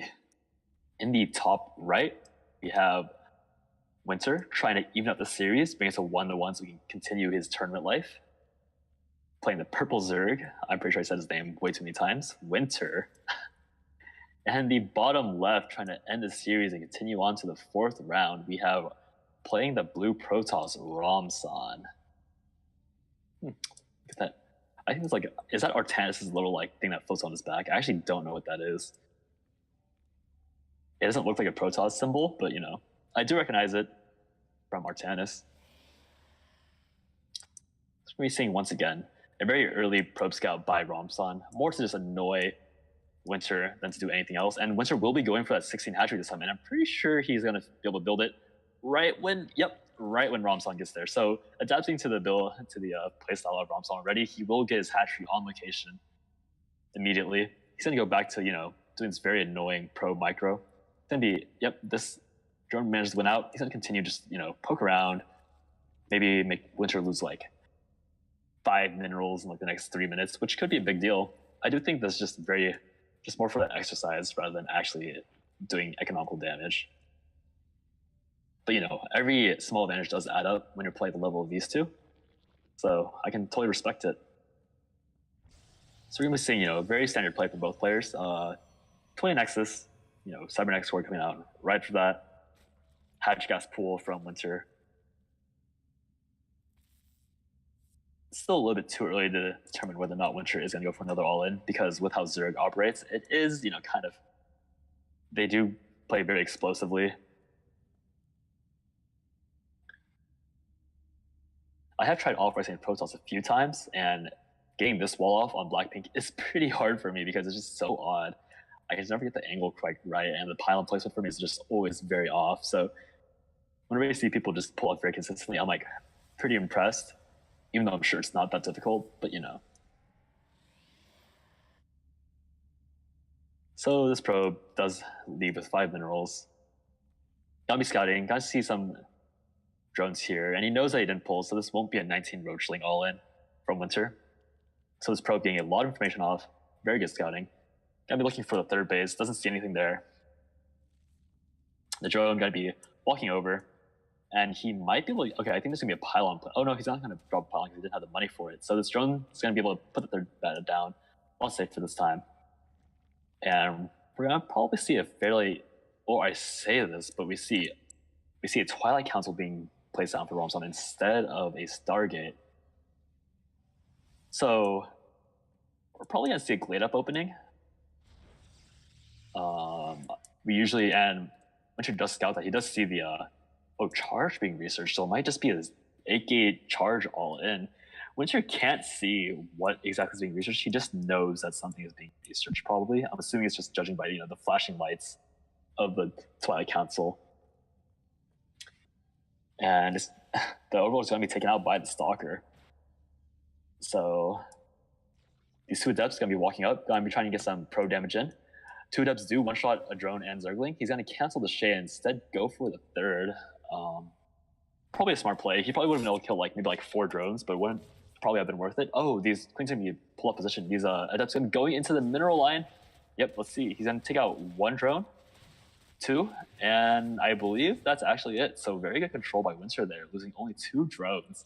I'm fairly certain. Yep, only 2 drones to those 2 Adepts. So it's going to be a lot less pressure from that Glade Up push from Romson, because even though, actually, I'm wrong. It's going to be a Dark Shrine. It's going to be a 4-gate Dark Shrine with charge lot. So it's going to be so it's I'm pretty sure this is a fairly old school just Archon charge lot all in, where first you go in with the DTs, try and do some free damage, escape with them, and then just Archon charge lot them. And Winter did scout the Twilight Council, but he might have thought, as I did, that it was just going to be a Glade Up push. And since there is no Overlord on the side of Romson, Winter won't be able to scout that. So we're going to see these lanes get blocked in terms of scouting. And since this third, I think, was on time, he shouldn't actually know what's coming. So the layer is finished, though. We do see speed on the way for Roaches. We don't see an Overseer on the way, but in terms of just defending the push, if Winter just makes pure Roaches from now on, he will be very safe. But if he does that, he's going to fall behind in the macro game because Romson will have that third ready. So we see the 3 DTs warping in. They're going to be probably rallied 1 to each base. Oh, these charge lots going to be, he's going to reveal his hand on the charge lots. So it might just be to, distract Winter from the DTs, which could be a very smart play. But he does have an Overseer. So after recognizing there wasn't a Glade Up push, he decided to probably morph in the Overseer, either just because it's part of the build or because he knew that the threat of DTs was there. So we're going to see the DTs, 2 get picked off almost immediately. Third one moving into the hatchery or into the third. He does see it. He sees the shimmer. The DT's going to try and leave, but isn't going to let it go free. So the DT is probably just going to chill at this, 4th, 5th base location. Maybe get a kill here and there, but so far the multiple investments that Romson has put into these multiple pressures and harass hasn't really paid off very well. Although he is still ahead in the workers. So in terms of forcing Winter to produce army instead of drones, he has done economical damage that way. But in terms of the actual game state, he is ahead of Winter.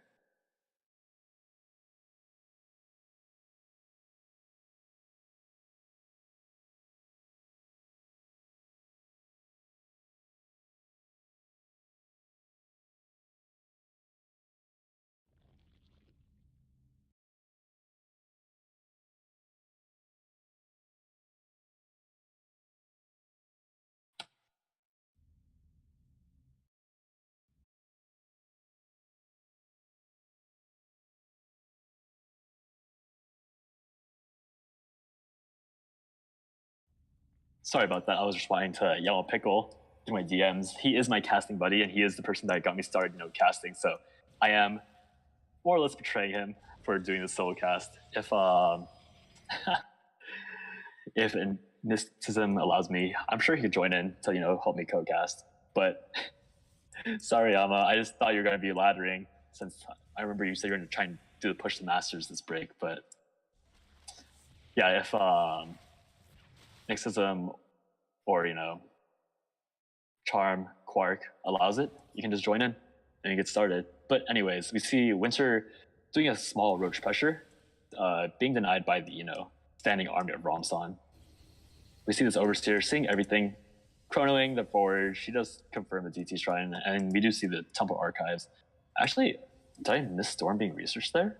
Storm isn't being researched, so this temple archives actually isn't doing anything but saving Ramson, I suppose, minerals in terms of making archons.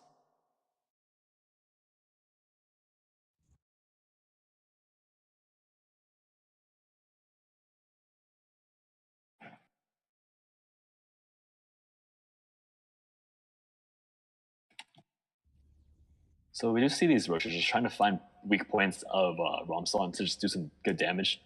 He is just continue to move around the map, trying to find superior positioning. This fourth base for Ramson is around the same time as Winter, so we probably will see like a more macro-focused game.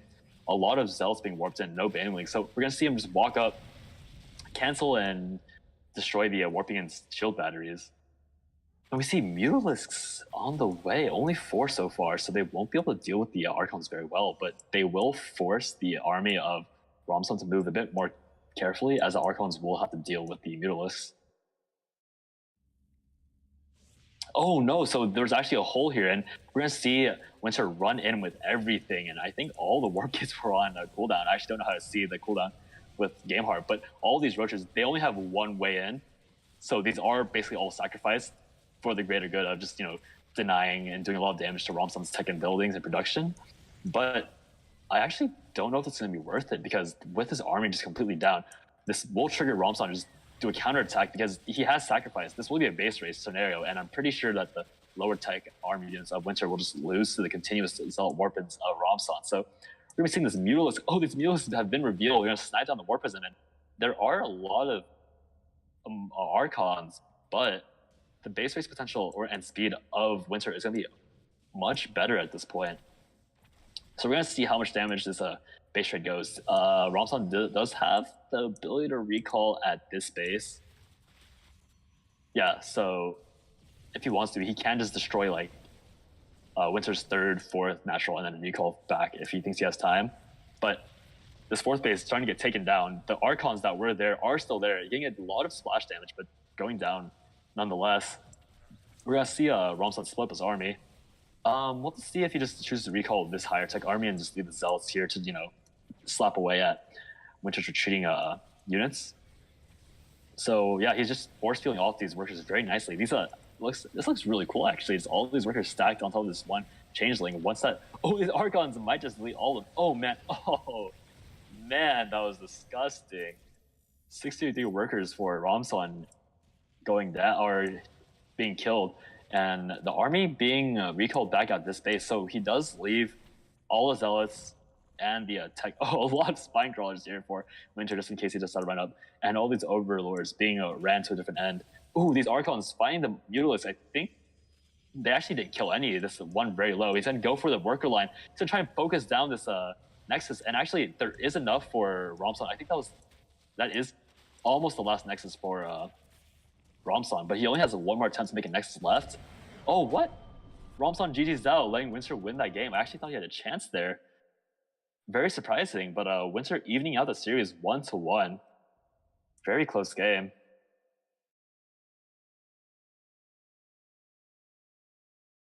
Thanks for casting, but your micro is shit. Yeah, no. My micro is, quite garbage, especially as a Terran player. Although I'm not sure when my micro came into play there. It was just, my camera direction. Is that what micro is for a caster?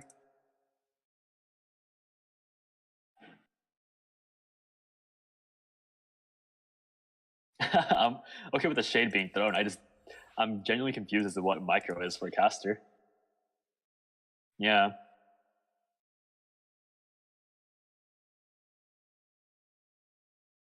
Yeah, I'm looking at the replay of the game I just played, and I do swing the camera around way too often. I do think that would probably give someone, vertigo. So I will try and fix that in this next game. Wow, I didn't realize how bad that looked from a viewer point of view. I'll try and just, zoom out and just click less. That does seem very, very, swingy. Probably not too good for a casual observer.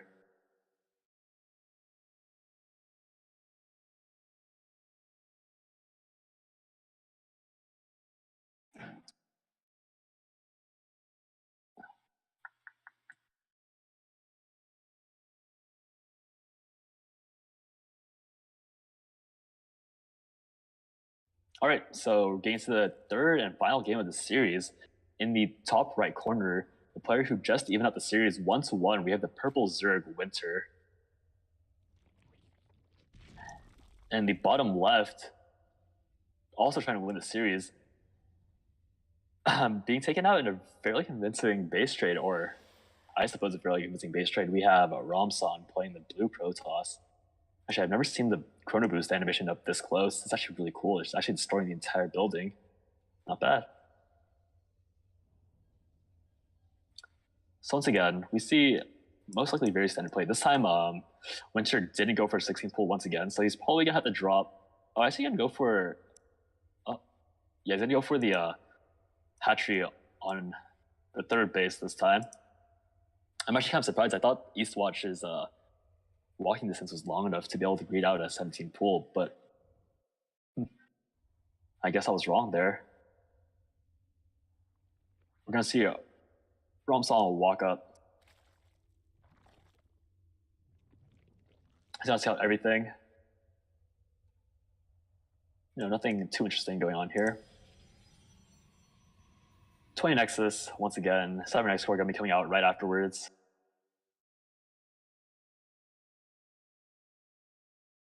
Oh yeah, Piercing Freak. My microphone, I'm like a very, very amateur caster. I'm not actually professional by any regards. It's just that Charm Quark needed someone to hop in and cast something for him, so I decided to do it. I'm using, the very, very basic free headphones that you buy an iPhone. So that's definitely why my quality is very garbage, but it gets the job done. Maybe if I get enough traction and people like me enough, maybe I will buy a better microphone. But until then, you'll have to deal with my crappy microphone, my crappy voice, and my crappy observation skills. So until then, tough luck. But thanks for giving me feedback. I do appreciate getting feedback. I think it's very helpful to know what needs improvement, especially if it's something as failure controllable as a microphone is. So we do see again Twilight Council being taken for Ronson. He doesn't seem to enjoy the Stargate nerf, or the Stargate in general. Like, unless I've somehow been passed out for a few weeks and the Raven and Evo Chamber nerf have gone through, which I'm pretty sure isn't the case. Ronson is really ballsy for choosing to go for Twilight Tech, and I think, let's see. Yeah, Winter does scout out the Twilight Council again. We do see some harass going on here. The Adept just, flying around, trying to do some damage. Actually, I do think the third location, in terms of trying to do a Glade Up all in, it does favor Romson, but when he's trying to scout and trying to get out some damage, it does, kind of hurt him because he can't get the free worker kills on this side. So one worker being killed, actually, not even killing a worker there, and the link drop does. Wait, was that a link drop? Did I miss it? I think those just ran into the base of Romson because there is no Evo Chamber here for Winter. So getting, one free kill and a very good scout off is very good for Winter. He's gonna try and walk in again. This time Misak's gonna be blocking the way. These Link's just trying to headbutting a brick wall. Let's see how many he loses before. Looks like he just might lose all of them. Not too big of a deal. These Links still running around, causing a lot of pain for Romson. But this Adept will be able to deal with it just fine, so not too big of a deal. We do see Charge once again being researched, so it does ask the question again, will he go for the 8-gate charge all in this time that I was talking about? The gases haven't been taken on here. Actually, he's going to take one now. So that's either, a fake out? he is going to be going for third base, so he will be going for a more macro-oriented game, just opting to go for, charge as opposed to adepts or glade ups. And I think Winter does recognize that it's probably going to be charge or blink because there are very, very little adepts on the field.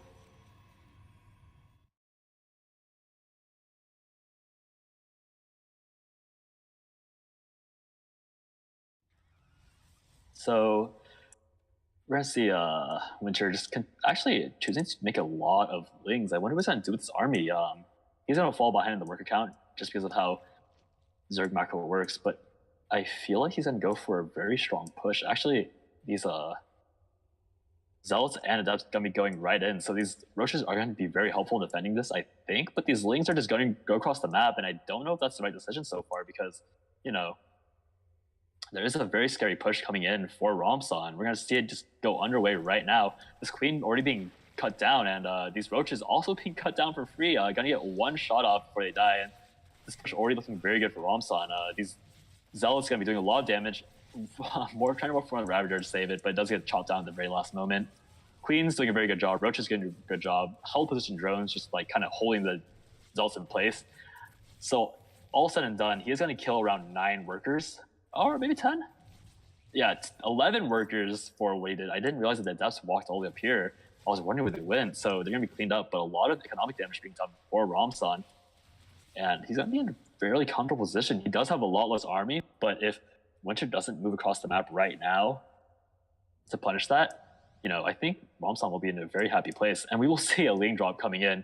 And once again, we don't see a Stargate. So this Dropper Lord, I didn't realize I was already zoomed out. But this Dropper Lord is going to be doing a lot of elevatoring. It's going to be doing a lot of it's going to be elevating these units into the main of Romson. So we're going to see, it should be waiting. Winter's just a little busy trying to micro this around. He's going to be breaking down the rocks. And Romson is gearing up to just, defend this with his life. He has a lot of energy for force fields. He's going to hallucinate, scout out to see, how all in Winter is, because once he scouts, doesn't see a 4th here or here, he's going to immediately know this is a 3-base all in from Winter. There's no way that Winter's going to have a alternative plan if this push does not work out. And with that in mind, Romson knows he's going to make more cannons, more shield batteries, more pylons to power those things. He's going to move in a lot of sentry energy. So he's going to trap a lot of lings in there, and they're not going to be able to get out. He might just Ravager pile down a few force fields, but there's still a lot of force fields, and all of these Roaches being trapped and killed.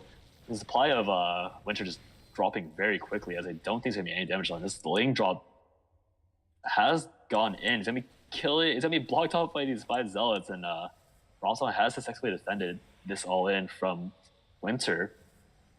And with half the worker count and 3 bases, I just don't see a way of Winter winning this game with the momentum that he already lost from trying to defend all these things. These Roaches gonna be getting to a position where they can be sandwiched and walk off after killing 1 probe, which isn't enough damage to make up for the amount of investment he put into this push. So we're gonna see Romson chase down this army. A lot of Archons, a lot of Immortals, still a lot of Sentry energy. He's gonna start force fielding off, and these Roaches are gonna fall, but they still do a decent amount of damage. But only one Archon, one Immortal falling. This Immortal very low on energy, but Romson does maintain a lot of his army, and he's gonna go for the push. It's gonna be a Zealot Warp Prism here, and that's over for Winter, and Romson takes the series, dropping Winter down to the losers bracket, I believe.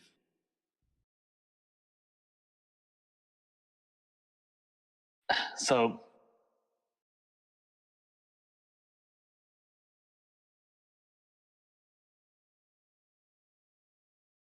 oh, whoops, my bad. I forgot about the game heart feature.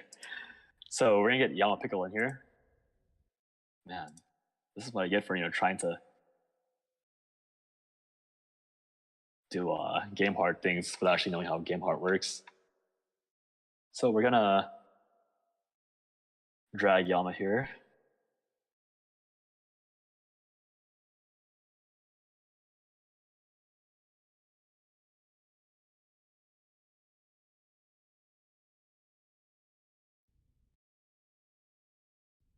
I mean, looking forward to the next game.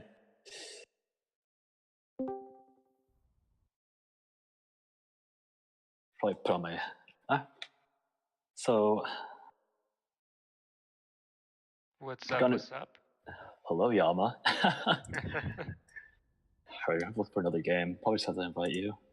This party. Alright. There we go. Another.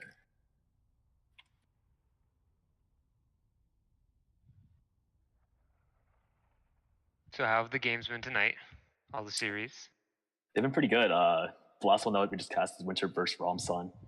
Winter was actually like the only person we've casted so far, and Ramson was the first person to beat him, and in the 1-2. So pretty good showing. Yeah, I got to catch the last two games of Winter versus Ramsom. Yeah, Ramson playing very well, I think. So we're gonna take a look at the bracket. Looks like Gens 8 and 3DB are still trying to get the game set up. TA Lucky taking a 2-0 against Tranquillowy. Halfbreed and Uko still haven't resolved their game. Ramson and CAG Winter, like we just saw. 2-1 for Ramson. Caleb, Arakus, and Snakestyle still hasn't been fought yet. SC2 Lissandro and Sagi Fried still not fought. Tanner 123 and Silver Chloride still waiting on their game, and Flood has taken a 1-0 against Ghost Hell. So we should be seeing another games cast very soon. Until then, we'll just be waiting. All right. Didn't realize actually how big of a tournament this was until I looked at the bracket. Yeah, the bracket is huge. Yeah, that's a ton of people. Yeah, it's pretty great, honestly.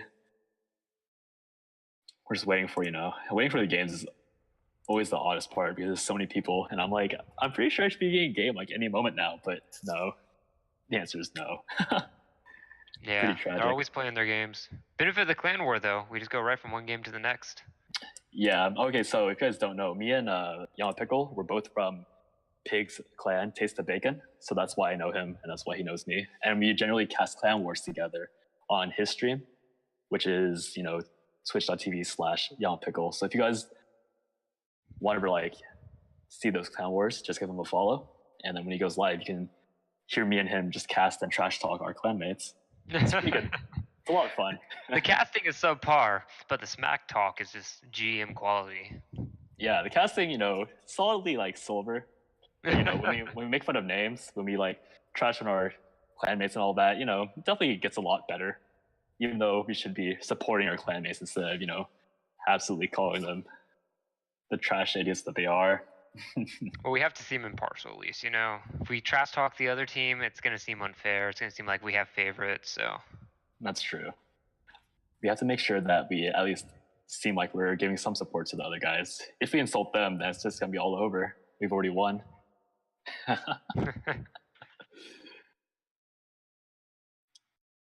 Speaking of Clan Wars, though, there is one tomorrow that they don't have a caster for yet. Yeah.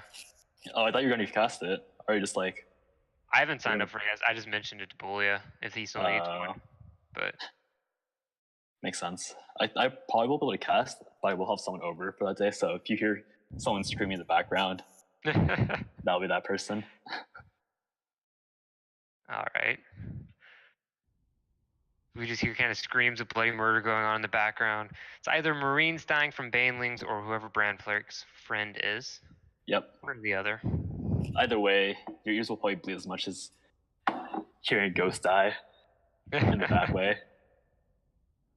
Okay, so we're going to try and just bump around and check for another game. I feel like the ghost must have been those people who were the really theater kids in high school and they were just super dramatic about everything. Oh, dude, yeah, I can totally see that. Especially the new one, the, I don't remember what the skin is called, the female one, though. Oh, I've actually haven't heard that death cry from that one yet. Yeah, the Mirror Marauder one, it's kind of horrifying listening to her die. Oh, dear. I'll have to find a clip of that eventually.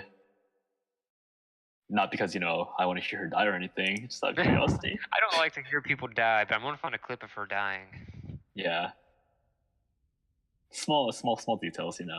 It's not too big a deal. Yeah. Okay, so Let's see if we can find anyone to poke. I'm gonna start messaging players to see if we can get a game because none of them seem to be very responsive to my cries for help in the chat. So let's see. We have Caleb versus Tranquility. So I'm gonna message Caleb and see if he has that game lined up. I'm guessing Winter already got into his game with Terran. I believe so, and I think that at this point, Winter's like, I don't want this guy to cast any more of my games. As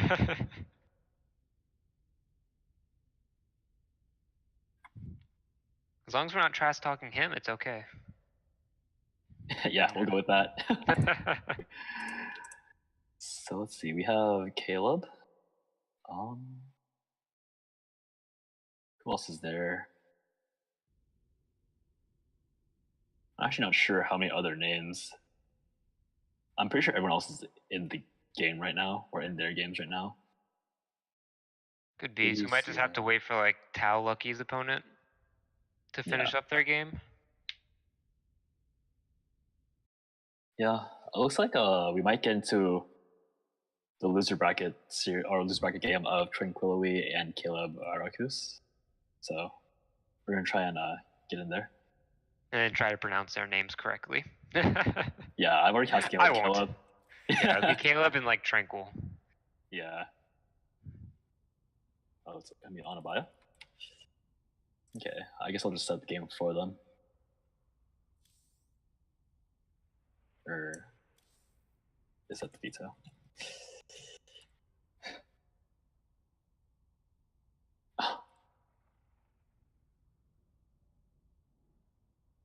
All right, so Caleb and Tranquil are going to be going for the vetoes right now, so we'll probably be beginning this game very soon.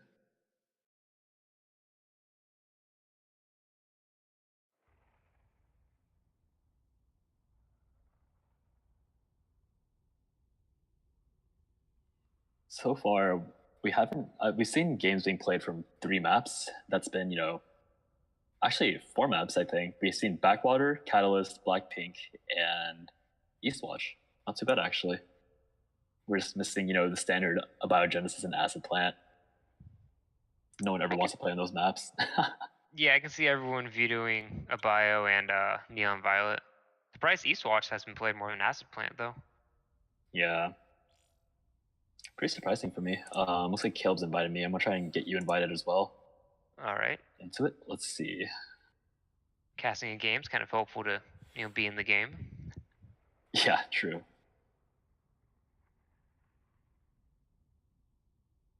Actually, can you join through me? I'm pretty sure you can. Oh, yeah. Yeah. Okay, so I sent you the invite. Yeah, should be. There we go. I'm in lobby. Yep. All right, so this will be a best of 1 as we are in the losers bracket or lower bracket, as it's called in this tournament rules, which kind of confused me earlier, a little embarrassingly. And it will be a ZVT, the first ZVT of the tournament that we've casted so far, actually. All right, and ZVT on Backwater. Always a good time.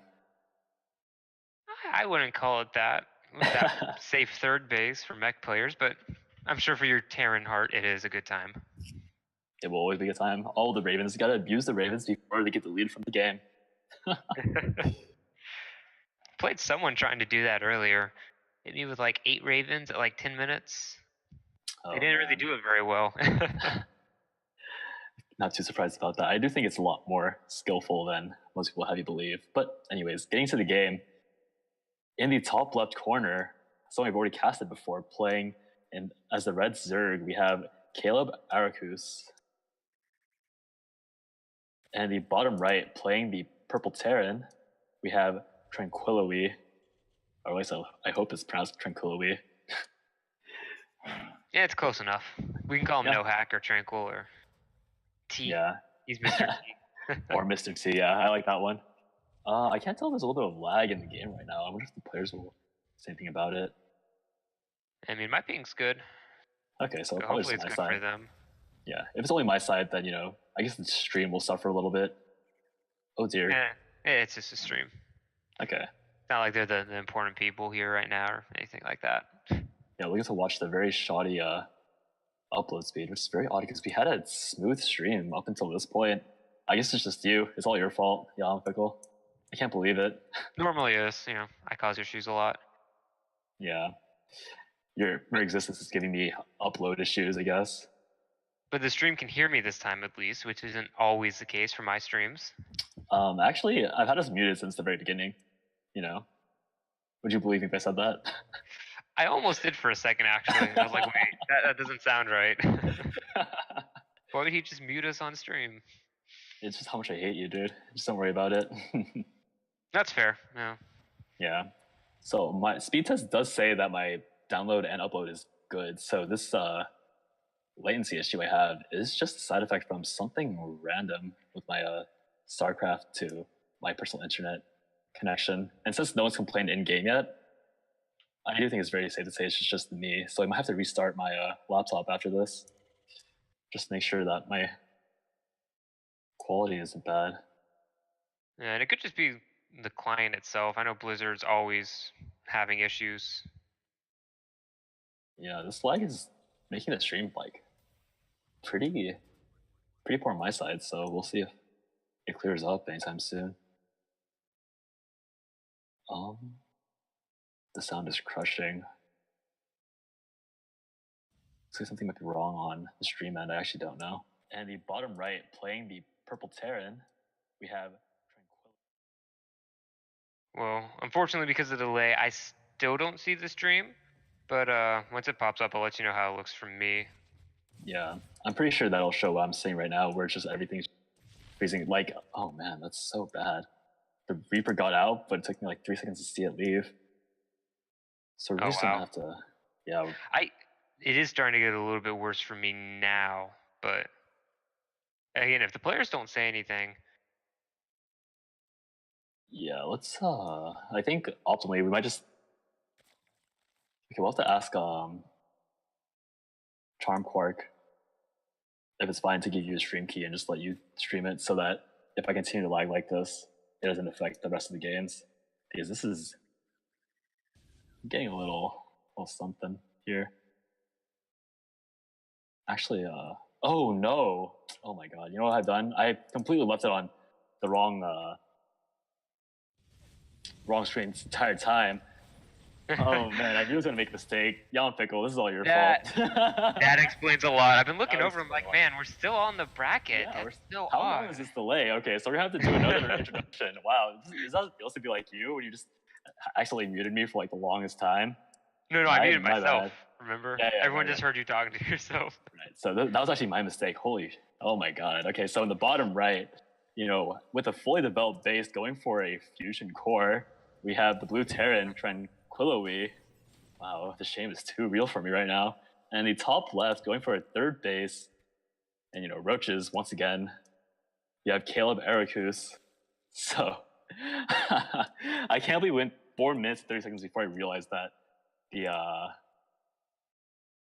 that we were on the bracket, because I was looking and I was like, I see the bracket here, but it's been a very long time, like much further than 2 minutes. So whoops. Yeah, I was wondering how long the delay was. Should have asked.